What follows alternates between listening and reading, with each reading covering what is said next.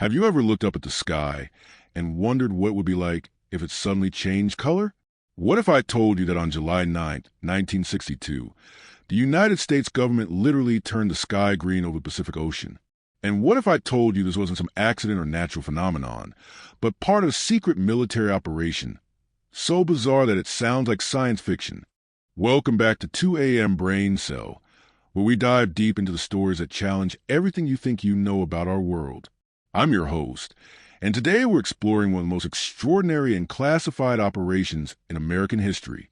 An operation so secretive that most people have never heard of it, despite the fact that it fundamentally changed how we understand our planet's atmosphere and nearly triggered an international crisis.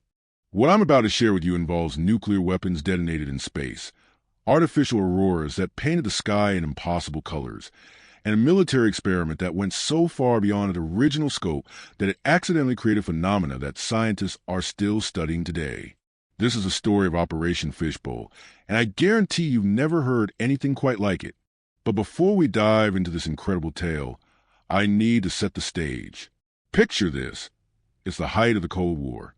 The space race is in full swing. The Soviet Union has just put the first man in orbit, and America is scrambling to prove its technological superiority.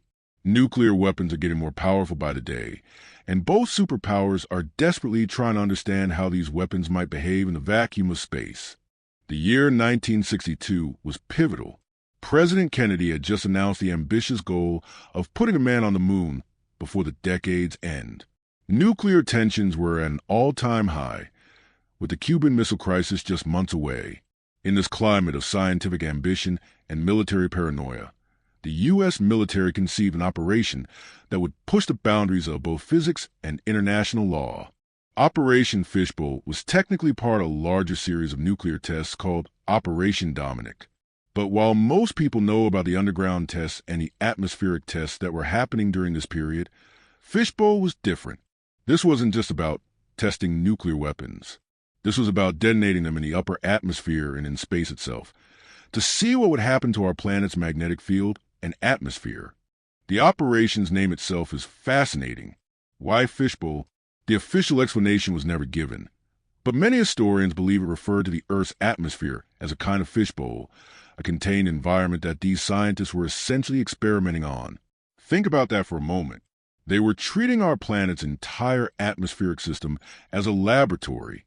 The man behind this operation was Dr. Nicholas Christophilos, a brilliant but controversial physicist who had already made his mark with radical theories about particle physics and electromagnetic fields. Christophilos wasn't just interested in nuclear weapons. He was obsessed with the idea that nuclear explosions in space could create artificial radiation belts around Earth, potentially providing a defensive shield against incoming missiles or even disrupting enemy satellites.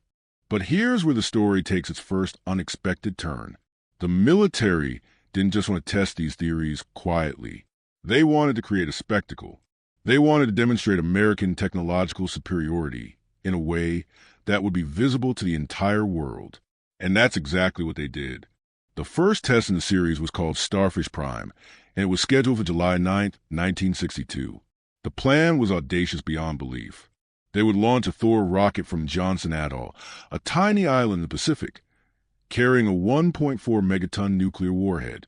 This warhead would be detonated 250 miles above the Earth's surface, well into what we consider space.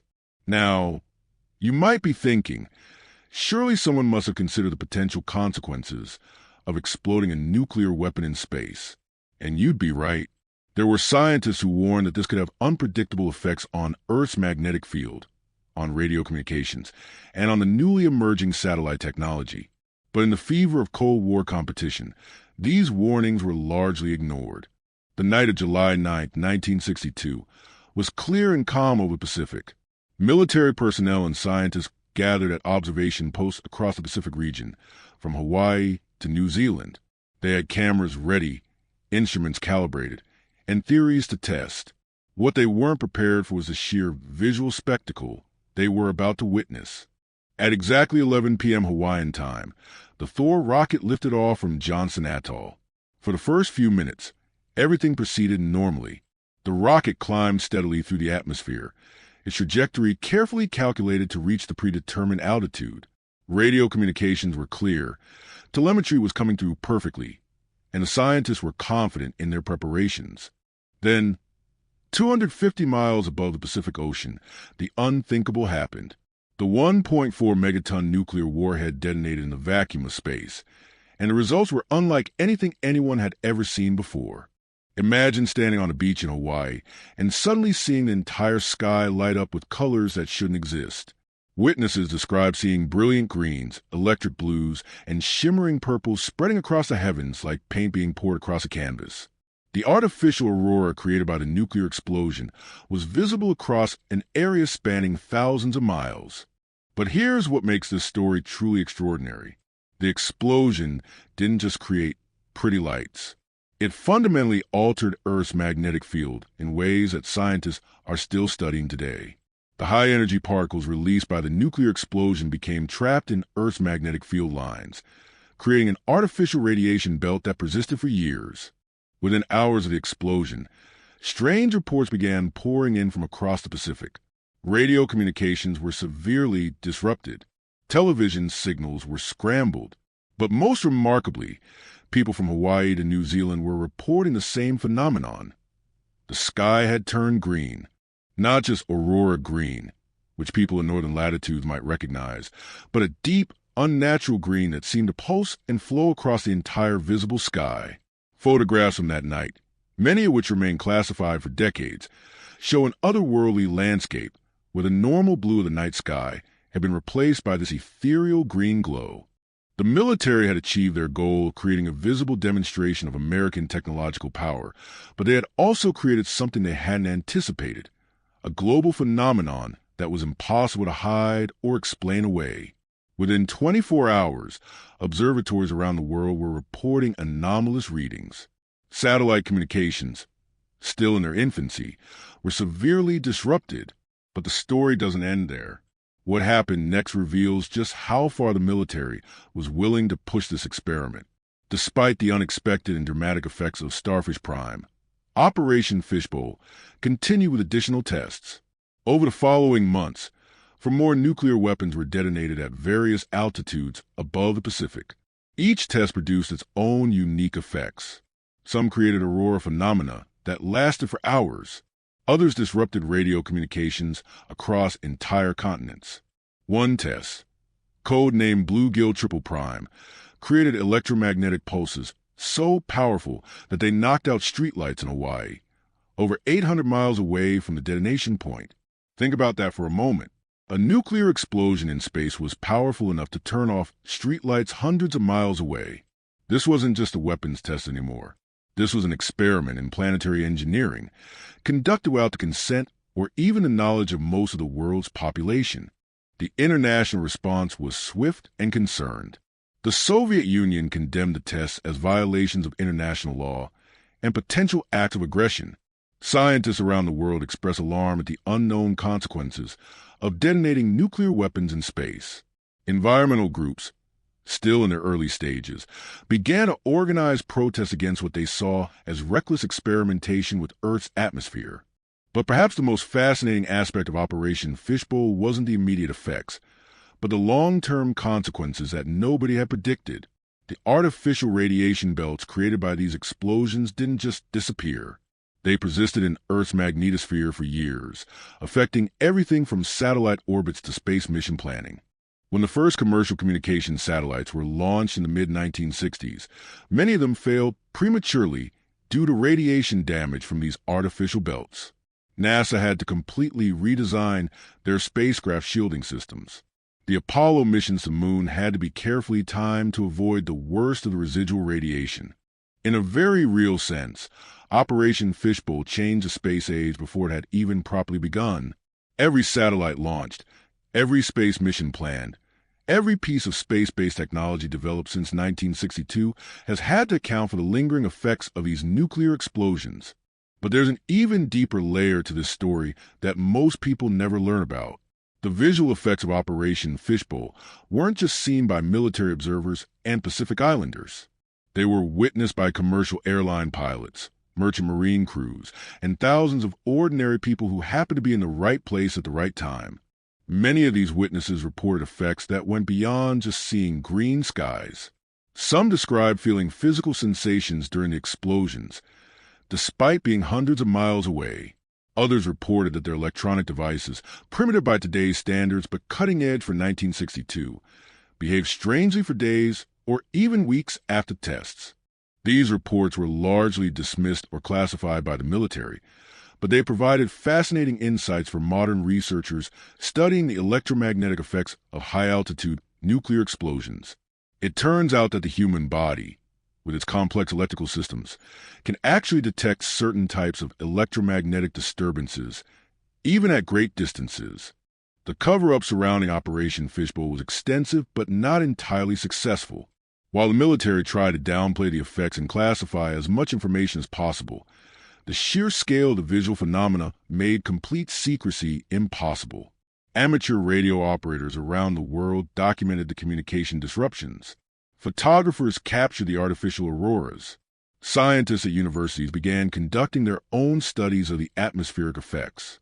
What emerged was a picture and operation that had achieved its immediate goals, but it also created consequences that nobody had fully anticipated. The demonstration of American technological power had been successful, but it had come at a cost that wouldn't be fully understood for decades. One of the most remarkable aspects of this story is how it's been largely forgotten by the general public.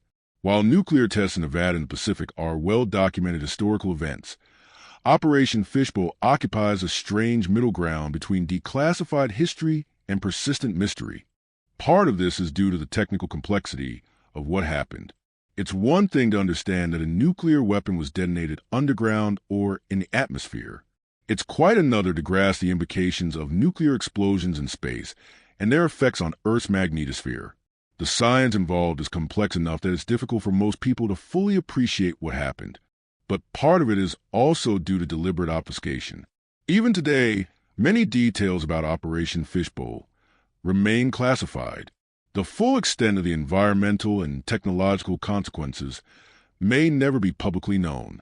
This has created a situation where the basic facts of the operation are available, but the complete picture remains elusive. Modern climate scientists and atmospheric physicists continue to study the effects of Operation Fishbowl. Some argue that these experiments provided valuable insights into how our planet's protective systems work. Others contend that they were reckless experiments that could have had catastrophic consequences if the results had been even slightly different. What's undeniable is that Operation Fishbowl represented a unique moment in human history when our technological capabilities outpaced our understanding of their consequences. The ability to detonate nuclear weapons in space existed, so the military used it, despite not fully understanding what the results would be. The green sky phenomenon that gives this story its title lasted for several hours after the Starfish Prime explosion. Witnesses described it as both beautiful and terrifying. Beautiful because the colors and patterns were unlike anything in the natural world. Terrifying because everyone who saw it understood on some level that they were witnessing something that shouldn't exist. In many ways, Operation Fishbowl serves as a perfect metaphor for the entire Cold War era. It was a time when both superpowers were so focused on demonstrating their technological superiority that they were willing to conduct experiments with potentially global consequences. The fact that these experiments were largely successful from a technical standpoint doesn't diminish the enormous risks that were taken. Today, international treaties prohibit nuclear weapons testing in space, partly as a direct result of what was learned from Operation Fishbowl. The Outer Space Treaty of 1967 explicitly bans the placement of nuclear weapons in space, and subsequent agreements have strengthened these prohibitions. But the legacy of Operation Fishbowl lives on in ways both visible and invisible. Every time you use GPS, your device has to account for the lingering effects on Earth's magnetosphere. Every satellite launch considers the radiation environment that was partially created by these tests. Every space mission carries shielding designed to protect against the kind of radiation that Operation Fishbowl unleashed. As we stand on the brink of a new space age, with private companies planning missions to Mars and commercial space travel becoming reality, the lessons of Operation Fishbowl are more relevant than ever. We have technologies today that our predecessors could barely imagine, But we also have the same human tendency to use those technologies before fully understanding their consequences. The day the sky turned green serves as both a testament to human ingenuity and a warning about human hubris. It reminds us that our planet's systems are more interconnected and more fragile than we often realize. And it shows us that sometimes the most extraordinary events in human history are the ones that have been hidden in plain sight, waiting for us to look up and ask the right questions. The green glow that painted the Pacific sky on July 9, 1962, faded within hours, but its implications continue to ripple through our world today. Operation Fishbowl changed everything, and most people still don't even know it happened.